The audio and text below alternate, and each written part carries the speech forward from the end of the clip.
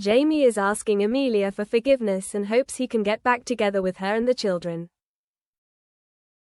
In the dim light of the London evening, Jamie Dornan sat in the small study of the garden house he had once shared with Amelia Warner and their children. The room was still the same, the worn wooden table, the bookcase filled with old books, a few family photos placed quietly on the shelves. But over the past few months, the atmosphere in the house had changed, as if there was an invisible space separating him from the people he loved most. Jamie looked at the window, where the street lights reflected faintly on the rain-soaked glass. Water droplets fell gently, each one carrying a memory he had wanted to forget, but which now made his heart ache unceasingly. He missed the laughter of his children, missed the warm look in Amelia's eyes as they cooked together, missed her soft voice, missed the way she leaned her head on his shoulder after a long day. He raised his hand, pretending he could touch those moments. But they were all so far away. Jamie had known for a long time that he had been wrong. The mistakes, the rash decisions, the words spoken in anger, the way he had let work, his pride, and his selfishness overwhelm his love for his family. He had thought he could balance everything: career, fame, fatherhood, husbandhood. But he had lost his way. And Amelia, the person he loved the most, the person he had promised to be with him every step of the way, was now becoming a stranger. Tonight, Jamie told himself, he had to say it all. Say the words he had never had the courage to say. He wanted Amelia to understand how much he had done wrong, and most of all, he wanted forgiveness, not forced, just a chance to make things right. The warm yellow light from the desk lamp turned on, illuminating the papers he had prepared. Jamie had written down what he wanted to say, but he knew that writing it down wasn't enough. He needed to say it in his own words, in his own voice, in his own heart. The living room door opened slightly, and Amelia walked in. She was wearing a light wool coat, her hair slightly tousled by the wind. Her eyes were slightly dark, a sign of sleepless nights of worry and thought. The children were asleep, breathing evenly from the other room. Amelia paused at the door, looking at Jamie. A moment of surprise, then silence. Jamie stood up, walked toward her, his eyes red. "Amelia," he said, his voice trembling slightly. She took a step back, then stood still. I know I hurt you a lot," Jamie continued, his voice choking. "Not just today, but for a long time. I got distracted, I let my pride and my work get the best of us. I let outside things affect the way I loved you, the way I fathered you." Amelia didn't answer right away. She looked at Jamie. Was he the one she trusted, the one she loved with all her heart? Was he the one who made promises, painted pictures of the future, and then let them fade? Jamie took a deep breath. "I remember when you smiled, how warm that look was. I remember when we were with the kids, just holding each other, telling stories, listening to each other. I remember you putting your hand on my shoulder, letting go. I believe in you. You believed in me, Amelia.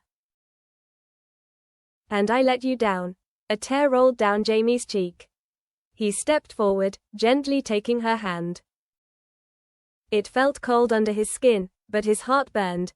"I came here tonight not just to confess, but to beg your forgiveness.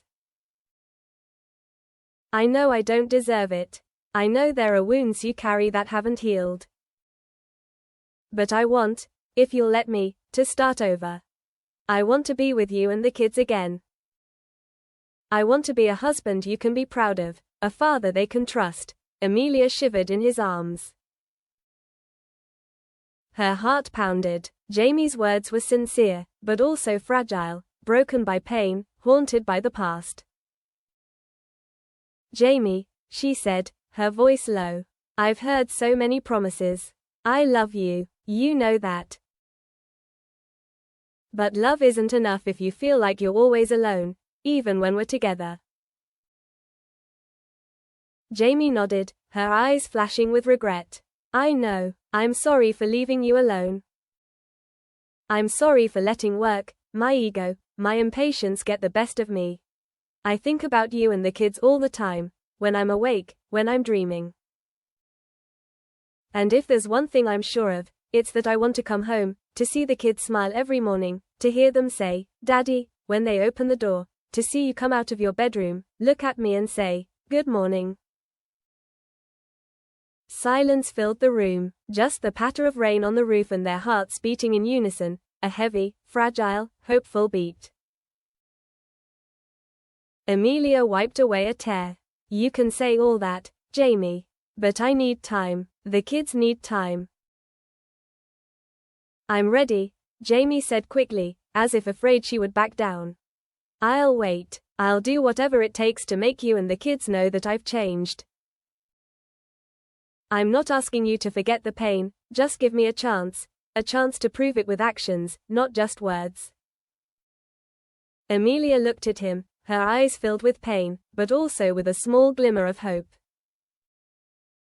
I need to see you do it, Jamie. If I want you to trust me again, you have to let me see the change, in the way you listen, the way you're there for us, the way you put family before work, before everything else. Jamie hugged her gently. For the first time in a long time, he felt that the woman he loved might be moved by his apology. She softened in his arms, though she still hadn't completely let go of her barriers. I'm starting today, Jamie whispered.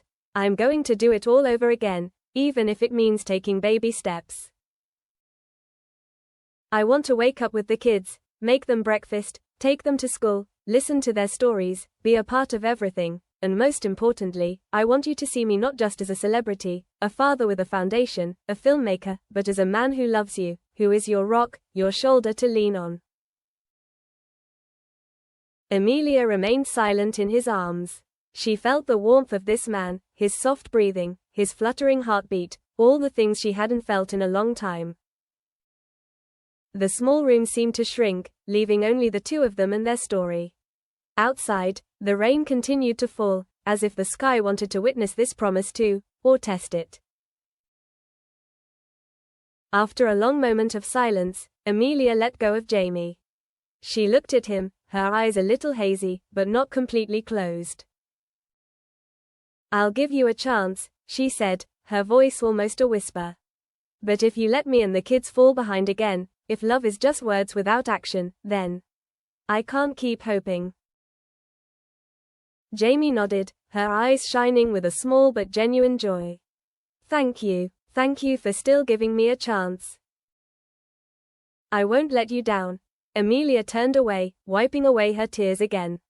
Jamie whispered close to her ear. I love you, and I love the kids. Over the next few weeks, Jamie began to back up his words with actions. He took his older daughter to school on Mondays, and she told him she wanted to draw a class picture. On Wednesdays he makes dinner for the family, so Amelia can rest. On Saturdays he takes the family to the park, just to walk, to talk, to laugh. He no longer lets his work phone interrupt the little moments. Maybe he's still clumsy sometimes, still makes mistakes. But every time Amelia or the kids look at him with a little regret, he finds it motivation to keep trying. One weekend evening, after the kids are asleep, Amelia sits on the sofa, a cup of tea in her hand. Jamie walks in, carrying 2 blankets, and places them gently on her shoulders. Are you cold? He asks. Amelia looks at him, smiling a little, a small, but genuine smile. I still remember this feeling, she says. When I put my hand on your shoulder, I still feel hugged. Jamie sits next to her, resting his head on her shoulder. You're always held, Amelia. I want nothing more than to protect you, to be with you, to make you happy. She turned to look at him, her eyes filling with tears. You've changed a lot, she said. And I know you're still scared. But I want to believe. I want to believe for the kids, for our family. Jamie whispered, I won't give you a reason to be scared anymore. I'll make you believe, every day. Months passed, and the change became clear. The kids laughed more. Amelia's eyes softened. Their evenings together were no longer awkward silences but intimate, if imperfect, presences. Jamie sometimes came home late, or had work that he couldn't avoid, but instead of letting it get to him, he shared it with Amelia, apologized when he couldn't be there, and tried to make up for it. One Sunday afternoon, Jamie took his family to pick strawberries at a small farm near the suburbs. The children ran among the mulberry trees, their faces flushed with the sun, their laughter echoing across the fields. Amelia walked beside Jamie, her arm linked with his, watching the girls pick berries. The boys wear small hats to shield themselves from the sun. She turned to Jamie, her eyes filled with gratitude and love. When I look at the kids, she said softly, I see the value of simple moments. I remember wanting big, fancy things, but then I realized, real happiness comes from real moments. Jamie smiled, his heart aching. You're right. You're always right, and I know I've turned my back on those moments. But from now on, I want to give all those little things to us. Amelia put her head on Jamie's shoulder. Thank you for not giving up, she said. Jamie hugged her tighter. I would never give up on you or the kids, he whispered. One night, when the children were asleep, and Jamie sat in the living room with Amelia. The apartment was bathed in a golden glow. He took out a small box and opened it. A set of newly printed photos, them in the strawberry fields, the daughter smiling, the son looking directly into the camera, Amelia standing beside Jamie, both of them looking at each other lovingly. I want us to have this, Jamie said, holding up a photo. To remember today, to remember that we can come back, that we can rebuild. And if you're sad in the future, all you have to do is look at this, and know that I'm still here, still loving you like I did. Amelia looked at the photo, at Jamie, her eyes sparkling. I think this is the first time in a long time that you've felt truly at peace, she said softly. Jamie kissed his bride. I want to be the one to bring you peace, he said, his voice full of determination. She looked at him, her eyes filled with the feeling of someone who had just been saved from some pain. I will try to believe, she said. And I believe that we can be happy again, not because we promise, but because we are trying together. Jamie gently took her hand.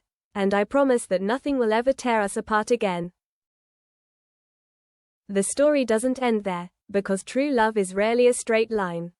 There are days when Jamie is still tired from work, nights when Amelia feels lonely thinking about the past, moments when storms arise again, because of disagreements, because of pressure, because of awkward words that accidentally hurt each other. But each time, Jamie remembers the night he begged for forgiveness, remembers the promises they made, remembers the look in Amelia's eyes, and he realizes that nothing is more important than presence, listening, sharing. He doesn't avoid mistakes, doesn't deny responsibility, and every day tries to make amends. And Amelia, slowly, learns to open up again, learns to put her trust not just in words but in the person she sees in action, the person she knows has hurt her, but who now wants to make her happy. One autumn morning, Jamie wakes early, the gentle sunlight streaming through the bedroom window. He stepped out into the hallway, hearing the sound of a girl brushing her teeth in the bathroom, a boy looking for a toy. Amelia had just emerged from the bedroom, wearing a nightgown, her hair slightly tousled. They looked at each other, their heartbeats slowing. Jamie stepped forward, hugging Amelia from behind. She turned, pressing her face against his shoulder. "Good morning," he whispered. "Good morning," she replied, her voice soft as a flute. She smiled, not because everything was perfect. Because she had chosen to forgive, because she had chosen to continue to believe, and because she felt love in the little things. Jamie looked at Amelia, then across the room to the children, where the sound of small footsteps, the call of "Daddy," the laughter of good morning could be heard. In that moment, he knew he had found the most precious thing: family, not perfect, not without faults, but filled with love and hope.